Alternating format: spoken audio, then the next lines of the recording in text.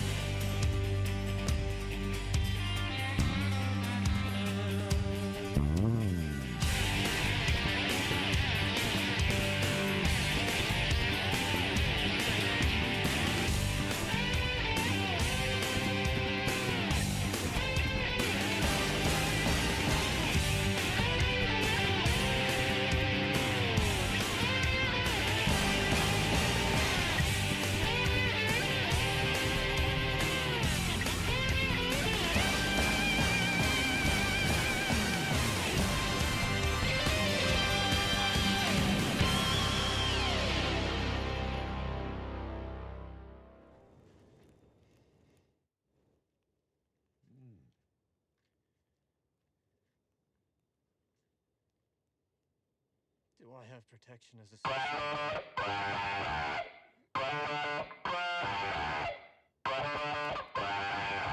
And what?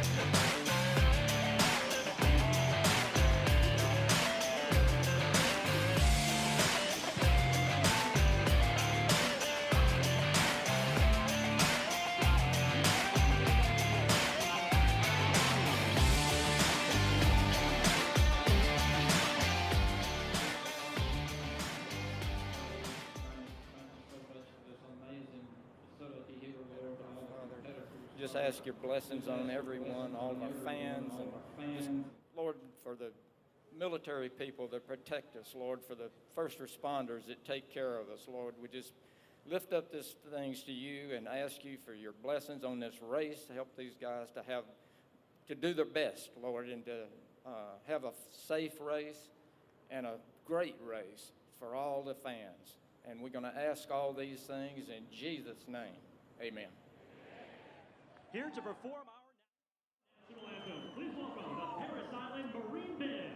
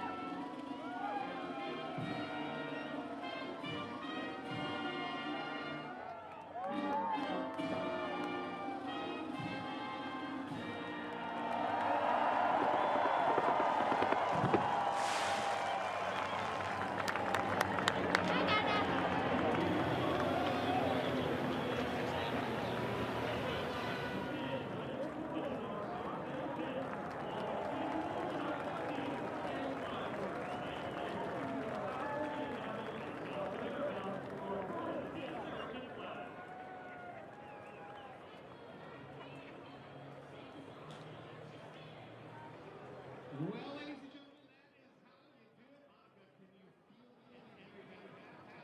You got so much ready to go and a lot of nerves. Yeah, I feel like the grid is already the track. Right? People are running around honestly as quick as possible. So much energy down here as they get ready to race the track. There's two types of things. Walking around too. You know, crazy. Right now there's a 5-minute window. You've met the drivers. We've talked all about the history, but there's a window that happens right now. And here's what happens. They cleared the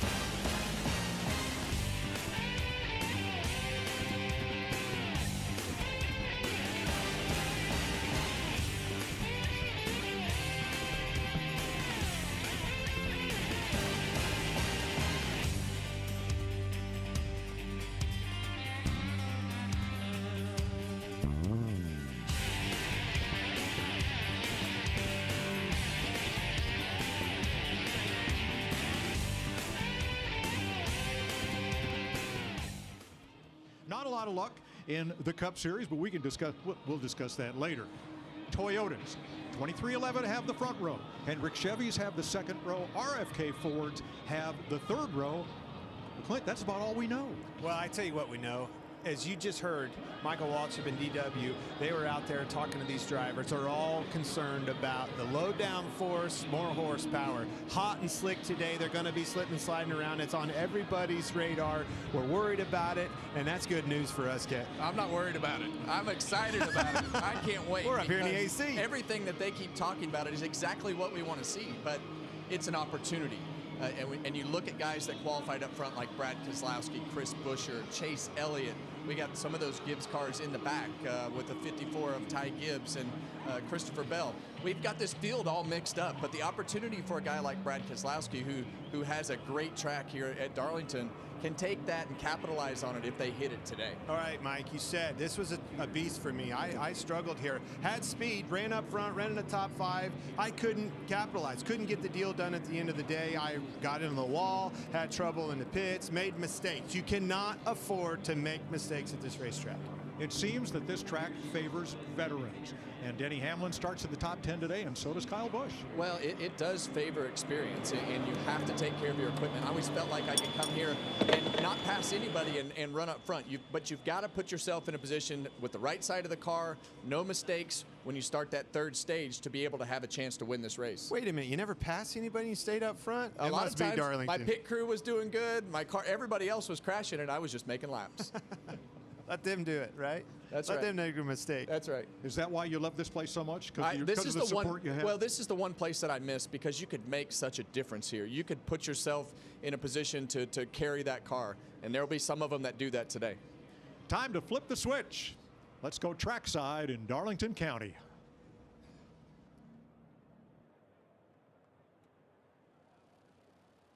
Darlington Raceway, here to say the most famous words in motorsports. Please welcome 2 members of the NASCAR Hall of Fame class of 2026, Kurt Busch and Harry Gant. Drivers, start your engines!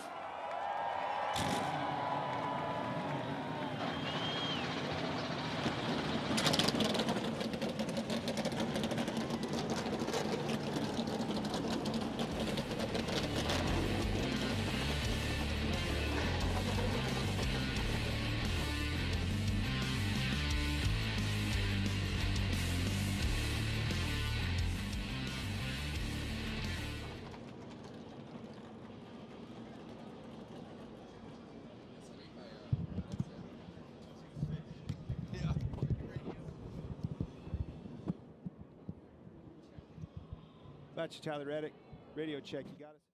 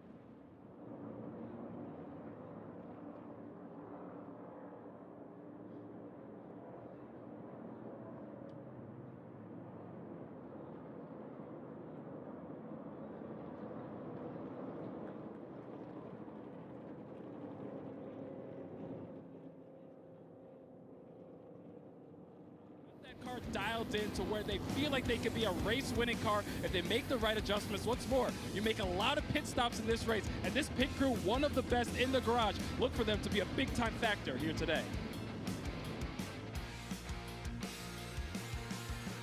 All right, row number 3 is owned by RFK. The owner, as a matter of fact, Brad Keselowski, and his driver, Chris Buescher. Row number 4, a couple potential winners there. Ryan Blaney's Ford and Kyle Busch's Chevrolet. Here's Jamie Little. Ryan Blaney has been the most consistent Ford week in and week out. In talking to this team, they're hopeful they'll keep that streak alive. This same rules package we've been talking about today ran 2 weeks ago at Phoenix. Well, the winner of that race was Ryan Blaney. Now, yesterday in practice, they had to make a lot of changes to get him comfortable. The task at hand today is going to be big. Watch for lots of adjustments all day long. All right, continuing with our Goodyear starting grid, row 5, Denny Hamlin, last week's winner and a 5-time Darlington winner, and Austin Dillon, who started top 10 here the last 2 trips. The rest of our lineup will be on the pylon. Let's skip all the way down to row 12. That's where we'll find Chase Briscoe. Here's Regan Smith. Well, Mike, it's been an interesting start to the season for Chase Briscoe. Tons of speed, good execution, but terrible luck early on. Well, last week they had that same speed. Unfortunately, the execution was not there. Cost them what could have been a really solid result somewhere inside the top 5. That execution problem continued yesterday in qualifying. Struggles through turn 1 relegated him to a 23rd place starting position. But if there's a track this team knows they can dig out of the hole, it's right here at Darlington. Chase Briscoe won the past 2 Southern 500s in the fall here and led 309 laps last time that we were here. They feel good about what they got today. Thanks, Regan. All right, more horsepower, less downforce. Our crew chief, Larry McReynolds, breaks it all down for you. Well, Mike, you have hit it hard. Race number 6 of the season. This is the 3rd race we'll be running this low downforce, more horsepower package, but it's the biggest oval we'll be on with it this year. So let's go to our Toyota Camry cutaway car, and I'm going to show you some of the elements that involved. Let's start under the hood. The tapered spacer with engine horsepower. Last year here at Darlington, 670 horsepower, but look at today, the size of those holes. Today, 750 horsepower. Now let's go to the rear of the race car and let's look at a couple of elements back there. Let's start with the rear spoiler that's on the back of the deck lid. Last year here, 4-inch tall rear spoiler. Today, 1 inch shorter, only 3 inches tall. But a big deal is the rear diffuser. Last year, look how big that rear diffuser is, the strakes, the fins. But today, a simple rear diffuser, much smaller, fewer strakes and fins. Now, there's less downforce in the front as well, but the effect with horsepower and rear downforce, 80 more horsepower, 400 pounds less rear downforce, that's a 40% reduction. Guys, drivers have always had their hands full at Darlington. This takes it to a whole new level. Well, you're exactly right, Larry, and with that more horsepower, that's great. But the thing that is really good about what we're going to see today is less rear downforce. And at Darlington, that creates a complete handful for the drivers that they had with all the downforce, Clint. What you're trying to say, buddy, is we're in for a treat, folks. This is going to be awesome. When Darrell Waltrip retired as a driver, he was 3rd on NASCAR's all-time win list. He won the Southern 500 driving his own car here in 1992. And for 15 years, we sent him into all kinds of crazy places as he and Larry Mack and I called the races for Fox, and then another 4 years with Jeff Gordon. Thanks for making the trip up to the booth and joining us. Well, it's good to be here. You know, I look at this racetrack and I think, how did I ever win 5 races here? But it's a tough track. It really is. And of course, today with the package they have to run, it's going to be even tougher. So we'll see. You and Stevie doing well? Glad to see you both here. Oh no, we're both here. We came this morning and we've been over to the tent, hanging out with all the old drivers, older drivers, and some of the younger ones. And you know what I like about this track? You don't race the track. You race the cars. You race the cars. If you race the track, you'll wreck. Ooh. And you don't want to do that. Well, wrecking's bad. Did a lot, DW. All right, I got pretty good at it. As we did for 19 years on Fox. Would you do us the honor of getting this going? Ooh, I'd love to. I'd be more than happy to. Here they roll out of turn 4. Here they come, and you know, gosh, haven't done this for a while, but let me see if I can get it right. Boogity, boogity, boogity! Ooh, let's go racing, boys! You want to stick around for a few laps? No, I don't think so. that sounds more like work, but great job. It is great to hear everything that you've done for this sport, and great to hear those words again, Darrell. We can't tell you how good it is to see you. So nailed it. I mean, like you never quit. That was awesome. How about this battle for the lead? That's right. Already getting it sorted out with that front row, but I was impressed, Kevin, with Bubba Wallace, Reddick's teammate, coming off of turn 2 door to door right there. Yeah, well, and the thing about these cars, you can't give up track position. You heard us talk about it in the pre-race. You want to be easy on the tires, but if somebody gets to racing you up in the front, and you got to be able to, in the middle of the pack, take advantage of gaining those spots while the cars are all together, because when they get spread out, it really takes a while to work yourself past them. So right now these guys are all trying to get everything they can from a track position standpoint. Well, that's the hard thing too, is you can't afford to lose track position. Passing's going to be a premium. We heard these drivers talking about it. So sorting this thing out is one thing, but I want to give spots up. Regan? Well, Mike, on the first lap, the leader, Tyler Reddick, having a little bit of an issue. I believe he said voltage trouble potentially on that 45 car. Hits the bump off of turn 2, and something is happening right now. So keep an eye on that here as we get going early on. Yeah, and the one thing that could be is, you know, especially when these high-speed laps is, you know, something might be loose, something, or it's coming off the ground. We heard that yesterday, Clint. Those rear tires will actually come off the ground because of that bump over there when these things are at low air pressure and on the bump stops. Here comes Blaney. He's taken Chase Elliott, moves up to 6th, started 7th. Elliott started 3rd, has dropped back to 7th. Yeah, and you heard Chase Elliott talk about how happy he was with his car. Now we're going to go 3 wide right here. We got Daniel Suarez on the inside of Denny Hamlin right there. Suarez did a good job hooking the bottom down there on the apron. Denny kind of was in no man's land in the middle. Was slow to rotate. Suarez he's going to get him, Kevin. Yeah, and I don't like running these cars on the bottom of the racetrack right now. I know you have to pass, but I just believe that it hurts the long run of everything that happens if you aren't up against the wall. Darrell, which end of this racetrack did you favor? Well, you did most of your passing in turns 1 and 2, which was 3 and 4 now. You had to be careful in turns 3 and 4 because it was so slick, and the way the turn was laid out, if you were not cautious, you get up too high, you get in the loose stuff, you'd spin out. So you just have to really work hard on 1 and 2 and take it easy in 3 and 4. And now, you know, 3 and 4 that he's talking about is now 1 and 2. I think that the thing that is really hard about that wall, and we saw it in qualifying yesterday, you've got that big notch in the wall where they've all hit the fence so many times that it's hard to follow that wall because it's not straight. Here's Tyler Reddick. Just make sure he's got as much driver cooling stuff off as he can and turn his AC down minimum. I got the AC off, probably a tenth of a volt. Well, that's not fun because today is the hottest day that these guys have had in the race car, and racing here at Darlington is always a full day's work inside the car. You're going to sweat, the outside temperature is high, and having to turn that off on lap 1 is not ideal. Not at all.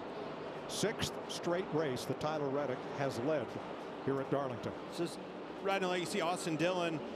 Great start to the weekend for RCR. Both cars, him and his teammate Kyle Busch, qualifying well. It's good to see those guys running. Yesterday, Ryan Preece said, the front of my car is behaving like the back should, and the back is behaving like the front should. I saw him before the driver's meeting. He says, gosh, I hope they got that switched around, but have a look at the 60 car here. Yeah, we thought he should just drive it in reverse and see if he had a better opinion, but it was definitely a handful yesterday, and he was pretty adamant that he needed to do something different. And he just touched that apron right there, and since they've repaved turn 2 over there, that apron is not as friendly as it used to be. The transition is much sharper, and in these cars it'll actually grab the splitter, and it'll really unload that car. And look, when he moved up, Byron that got in the wall off it too.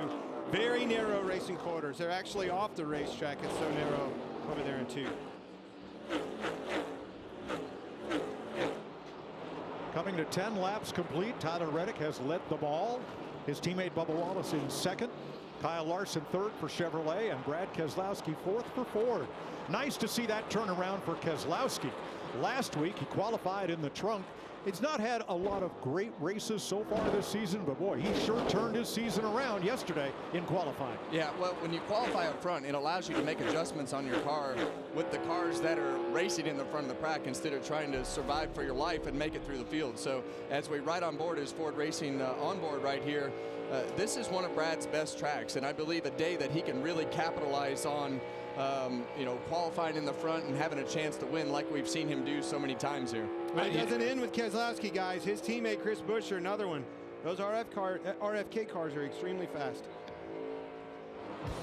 They finished on the lead lap of every race so far this year, 3 of only 6 drivers who have done so.